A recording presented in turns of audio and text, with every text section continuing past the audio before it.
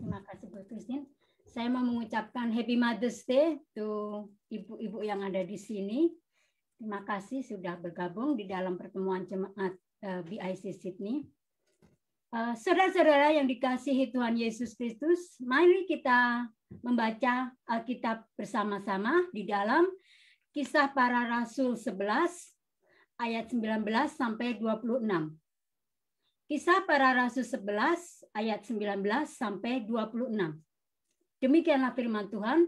Sementara itu banyak saudara-saudara telah tersebar karena penganiayaan yang timbul sesudah Stefanus dihukum mati. Mereka tersebar sampai ke Fenisia, Siprus, dan Antioquia. Namun mereka memberitakan Injil kepada orang Yahudi saja.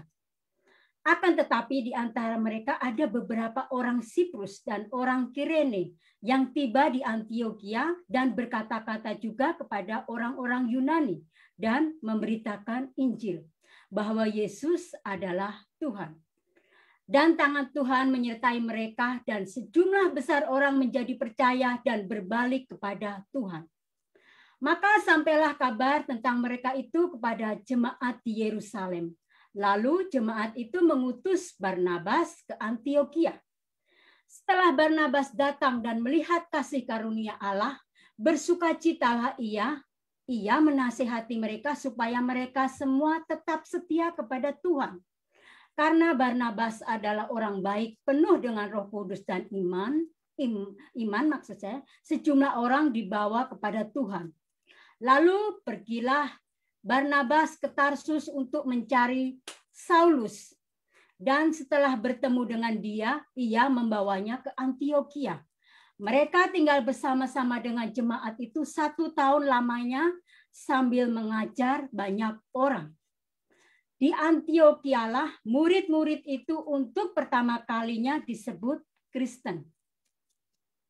Saudara-saudara, apa yang terjadi setelah Tuhan Yesus itu bangkit, kemudian naik ke surga untuk para pengikut Kristus ini, saudara-saudara?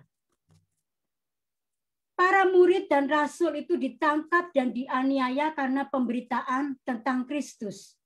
Saudara bisa membacanya di dalam Kisah Para Rasul 2 sampai 5. Kemudian terjadi pembunuhan Stefanus. Itu di dalam Kisah Para Rasul 7 ayat 54 sampai 60. Kemudian saudara-saudara, ada seorang Farisi yang bernama Saulus. Ia mengejar, membunuh para pengikut Kristus. Bukan saja di Yerusalem, tetapi sampai seluruh wilayah di kerajaan Romawi. Itu Anda bisa dapatkan di dalam Kisah Para Rasul 8 ayat 1 sampai 3, juga Kisah Para Rasul 9 ayat 1 sampai 2.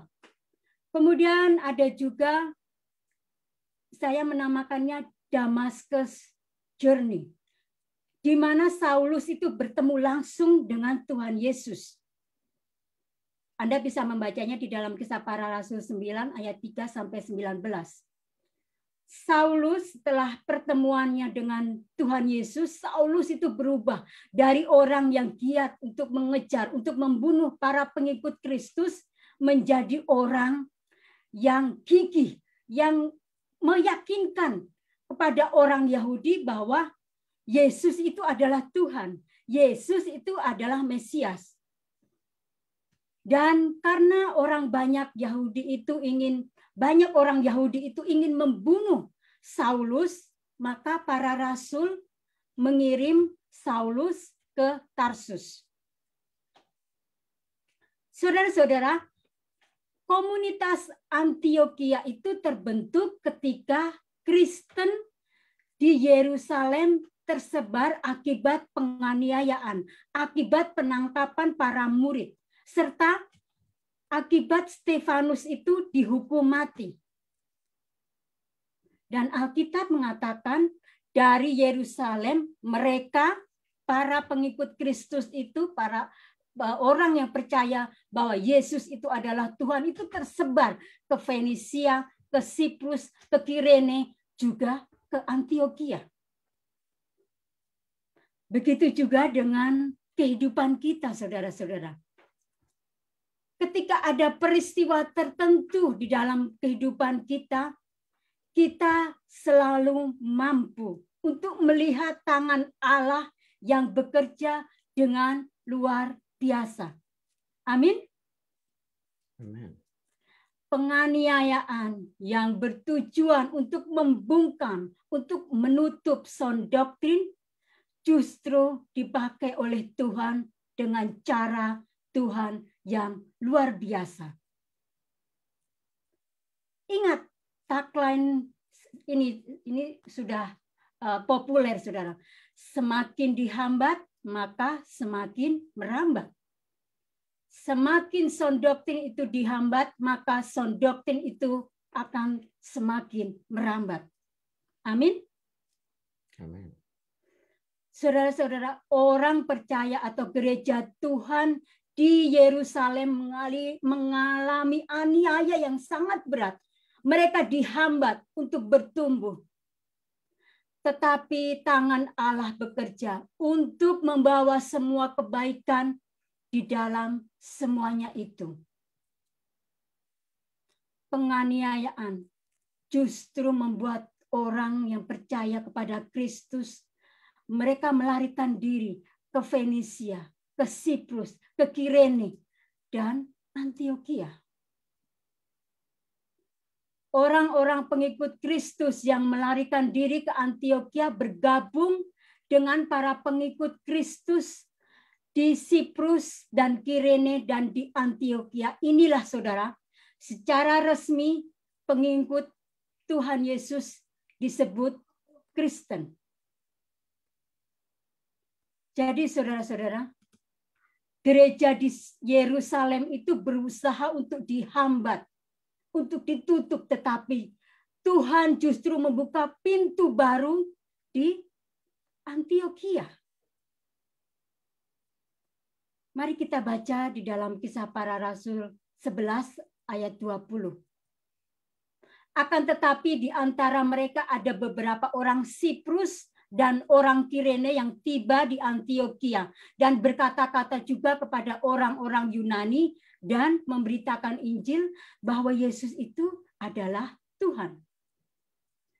Di Alkitab tidak disebutkan siapa kedua orang yang orang Siprus dan orang Kirene itu. Tapi saudara-saudara, pertama kali gereja muncul di kalangan orang Yahudi Kristen, tetapi di Antioquia ternyata banyak orang Yunani yang menjadi percaya akan Kristus.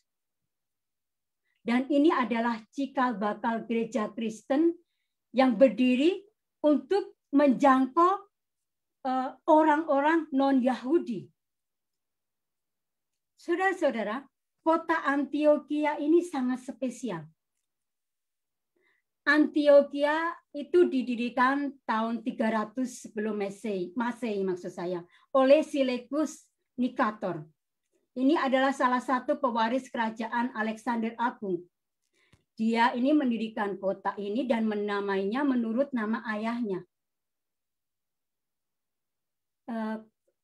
Kota Antioquia sekarang ini ada di mana, saudara-saudara? Ada di Turki. Saudara-saudara, Antioquia itu berada sekitar 480 km di utara Yerusalem. Banyak orang berkata bahwa memang kenyataannya seperti itu, bahwa Antioquia ini merupakan kota terbesar ketiga di Kekaisaran Romawi setelah Roma dan Alexandria. Saudara-saudara, jadi pada waktu itu ada ungkapan seperti ini bahwa Yerusalem itu adalah kota agama. Roma adalah kota kekuasaan. Alexandria itu adalah kota pelajar, begitu ya. Kalau sekarang ini. Athena itu adalah kota filosofi. Sedang Antioquia itu adalah kota bisnis dan kota perdagangan. Semacam kota metropolis, begitu ya kalau di zaman sekarang ini. Saudara-saudara, Mari kita baca di dalam Kisah Para Rasul 11 ayat 26. Mereka tinggal bersama-sama dengan jemaat itu 1 tahun lamanya sambil mengajar banyak orang. Dan di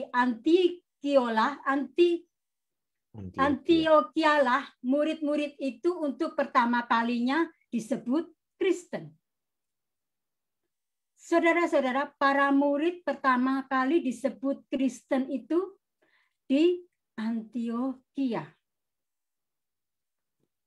Lalu sebelumnya para pengikut Kristus atau percaya bahwa Yesus itu adalah Tuhan itu, mereka menyebutnya apa, saudara-saudara? Ada beberapa pendapat ya. Para pengikut Kristus disebut adalah disciple atau murid. Itu ada di dalam Kisah Para Rasul 1 ayat 15. Para pengikut Kristus, mereka menamanya orang-orang kudus atau saints. Itu ada di dalam Kisah Para Rasul 9 ayat 13. Pengikut Kristus juga disebut orang percaya atau believers. Itu ada di dalam Kisah Para Rasul 5 ayat 14. Pengikut Kristus serta percaya kepada Kristus juga disebut brothers. Ada di dalam Kisah Para Rasul 6 ayat 3. Kemudian ada orang menyebut juga para pengikut Kristus itu adalah saksi atau witness. Itu ada di dalam Kisah Para Rasul 5 ayat 32. Para pengikut Kristus itu juga disebut pengikut jalan lurus. Followers of the way. Itu ada di dalam Kisah Para Rasul 9 ayat 2. Ada juga orang-orang menyebut pengikut Kristus itu adalah Nazarin. Karena Yesus itu memang terkenal dengan Yesus dari Nazaret.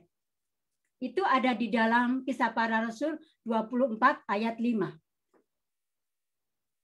Saudara-saudara, kita melihat rencana Allah yang luar biasa. Pertama, Allah bekerja di kota Yerusalem di antara orang-orang Yahudi. Kedua, Allah itu bekerja di kota Antioquia di antara orang-orang non-Yahudi. Ketiga, Allah itu bekerja melalui Petrus, rasul yang diutus untuk memberitakan Injil kepada orang-orang Yahudi. Kemudian yang keempat, Allah itu bekerja melalui Paulus, rasul yang diutus untuk memberitakan Injil kepada orang-orang non-Yahudi. Jadi jelas sekali saudara-saudara, kita melihat di sini bahwa kota Antioquia ini menjadi pusat pemberitaan Injil di seluruh kekaisaran Romawi. Saudara ingat amanat agung Tuhan Yesus? Di dalam Matius 28 ayat 19 sampai 20. Saya akan membacanya. Karena itu, pergilah, jadikan semuanya bangsa muridku dan baptislah mereka di dalam nama Bapa dan Anak dan Roh Kudus. Dan ajarlah mereka melakukan segala sesuatu yang telah kuperintahkan kepadamu, dan ketahuilah aku menyertai kamu senantiasa sampai pada akhir zaman. Ada kata-kata begini saudara-saudara. Baptiso, kemudian didaskalia, kemudian mateteo. Kemudian kita juga bisa membacanya di dalam Kisah Para Rasul 1 ayat 8, tetapi kamu akan menerima kuasa kalau Roh Kudus turun di atas kamu, dan kamu akan menjadi saksiku di Yerusalem dan di seluruh Yudea dan Samaria dan sampai ke ujung bumi.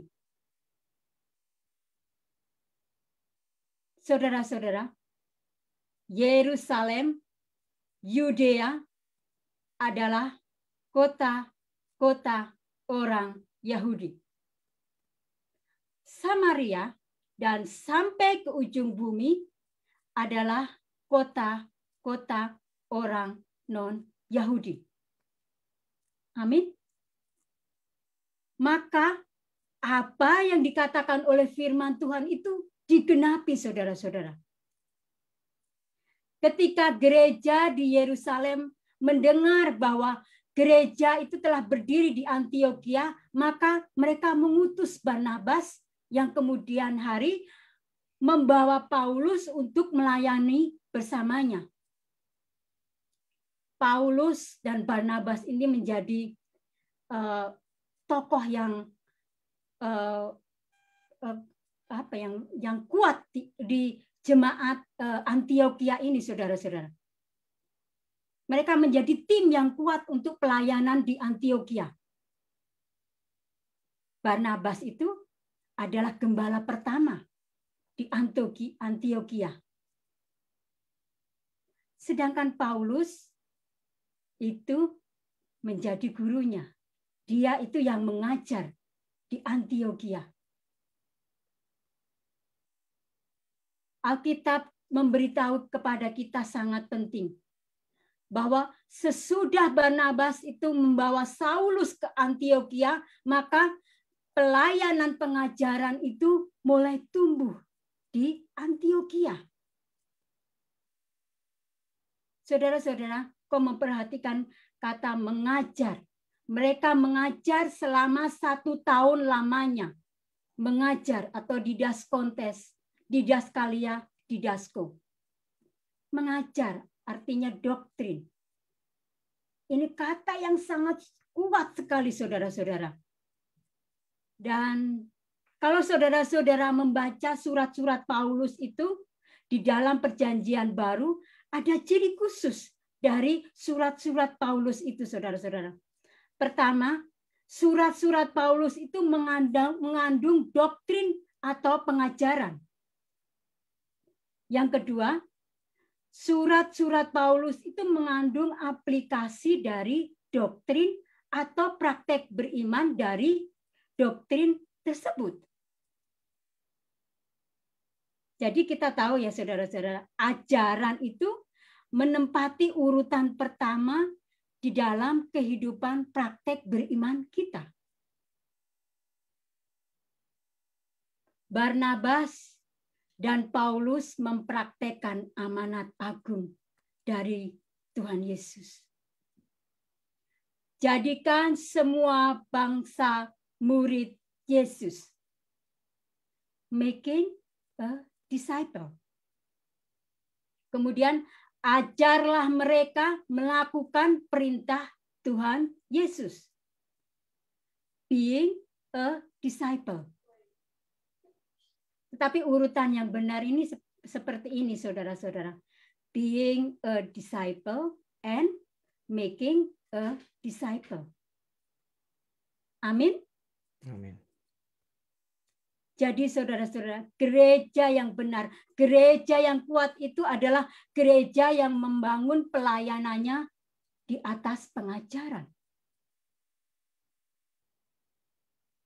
Dari Antiokhia, yaitu jemaat yang belajar, maka sound doktrin diteruskan sampai kepada hidup kita saat ini, saudara-saudara.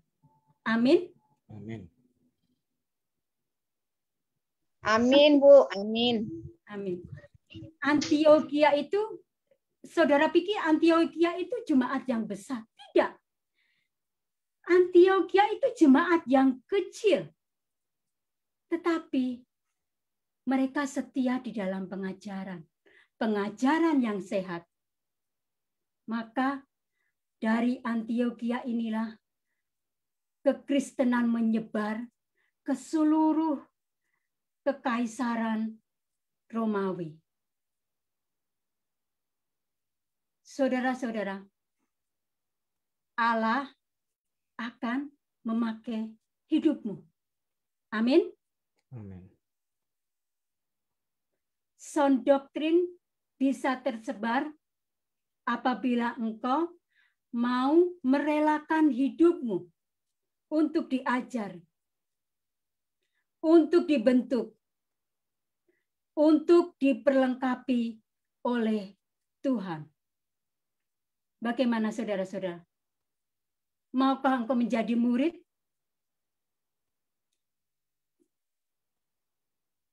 Kita mau menjadi murid dan memuridkan orang lain. Amin.